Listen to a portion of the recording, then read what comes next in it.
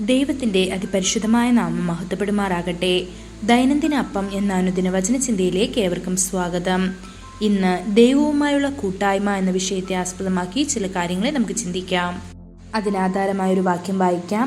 1 യോഹന്നാൻ 1:3 ഞാൻ കണ്ടതും കേട്ടുമുള്ളത് നിങ്ങൾക്ക് ഞങ്ങളോടുള്ള കൂട്ടായ്മ ഉണ്ടാകേണ്ടതിന് നിങ്ങളോടും അറിയിക്കുന്നു.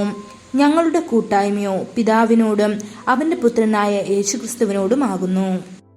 ദൈവം തന്റെ സ്വരൂപത്തിൽ മനുഷ്യനെ സൃഷ്ടിക്കാൻ ആഗ്രഹിച്ചു.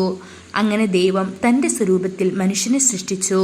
ദൈവത്തിന്റെ പ്രതിച്ഛായയിൽ അവൻ അവനെ സൃഷ്ടിച്ചു എന്ന് ഉൽപ്പത്തി പുസ്തകം 1:27 നമുക്ക് കാണാൻ കഴിയും. ദൈവം ആത്മാവാണ്. ദൈവം തന്റെ ആത്മാവിനെ നമ്മുടെ ഉള്ളിൽ പ്രതിഷ്ഠിച്ചിരിക്കുന്നതിനാൽ ആത്മാവായ ദൈവവുമായി സഹവസിക്കാൻ നമുക്ക് കഴിയും.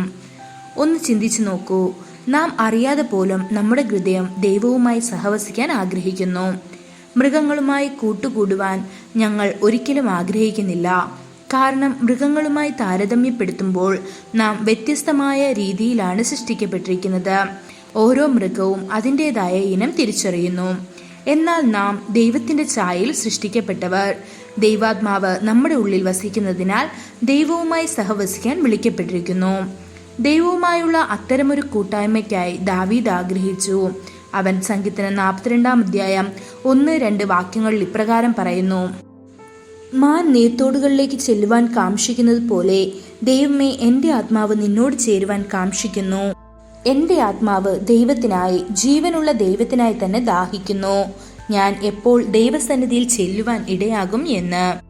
അതെ, ആത്മാവ് കാംക്ഷിക്കുന്നു, ആത്മാവ് ദാഹിക്കുന്നു. നമ്മുടെ ശരീരത്തിൽ കർത്താവുമായി സഹവാസം സാധ്യമല്ല. നമ്മുടെ ബുദ്ധി കൊണ്ട് ദൈവവുമായുള്ള കൂട്ടായ്മയും സാധ്യമല്ല. എന്നാൽ നമുക്ക് നമ്മുടെ ആത്മാവിൽ കർത്താവുമായി കൂട്ടായ്മയിൽ ഉണ്ടായിരിക്കാം. നാം പ്രാർത്ഥിക്കുമ്പോൾ നമ്മുടെ ആത്മാവ് ദൈവത്തിന്റെ ആത്മാവുമായി ചേരുന്നു. നമ്മുടെ ആത്മാവിൽ നാം അവനുമായി ആശയവിനിമയം നടത്തുകയും ചെയ്യുന്നു. കർത്താവായ യേശു യോഹന്നാൻ 4:24 ദൈവം ആത്മാവാണ്, അവനെ ആരാധിക്കുന്നവർ ആത്മാവിലും സത്യത്തിലും ആരാധിക്കണമെന്ന് കാണാൻ സാധിക്കും. പാപം ലോകത്തിലേക്ക് പ്രവേശിക്കുമ്പോൾ മനുഷ്യന്റെ ഹൃദയം കളങ്കപ്പെട്ടു. അതിന്റെ ഫലമായി കൂട്ടായ്മ തകരുന്നു. എന്നാൽ ആ കൂട്ടായ്മ പുനഃസ്ഥാപിപ്പിക്കാൻ കർത്താവ് ആഗ്രഹിച്ചു. അവന്റെ രക്തം ക്രൂശിൽ ചൊരിഞ്ഞു. കൂടാതെ പരിശുദ്ധാത്മാവിനെ പകർന്നു. നമ്മുടെ ഉള്ളിൽ പരിശുദ്ധാത്മാവ് ഉള്ളതുകൊണ്ടാണ് കർത്താവുമായി അടുത്ത ബന്ധം പുലർത്താൻ നമുക്ക് കഴിയുന്നത്.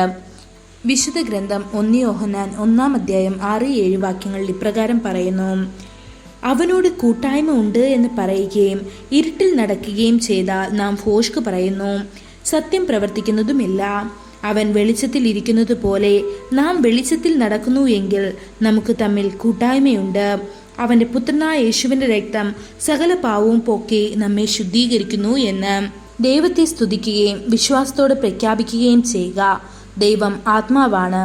അവൻ തന്റെ ആത്മാവിനെ നമ്മുടെ ഹൃദയങ്ങളിൽ പകർന്നിരിക്കുന്നു. നമ്മുടെ ആത്മാവിൽ കർത്താവിനെ സന്തോഷിക്കുവാൻ അവൻ പരിശുദ്ധാത്മാവിനെ നൽകിയിരിക്കുന്നു. അതുകൊണ്ട് നമുക്ക് കർത്താവുമായി നിരന്തരമായ കൂട്ടായ്മ ഉണ്ടായിരിക്കും. ദൈവവുമായുള്ള കൂട്ടായ്മ അവസാനം വരെ കാത്തു സൂക്ഷിക്കുക. അതിനായി ദൈവം നമ്മെ ഓരോരുത്തരെയും സഹായിക്കുമാറാകട്ടെ.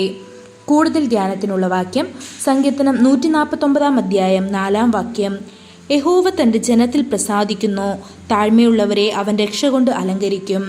ഇന്നത്തെ ബൈബിൾ വായന രാവിലെ 1 ദിനവൃത്താന്തം 19, 20, 21 വൈകുന്നേരം യോഹന്നാൻ 8:1-27 വാക്യങ്ങൾ. ആമേൻ.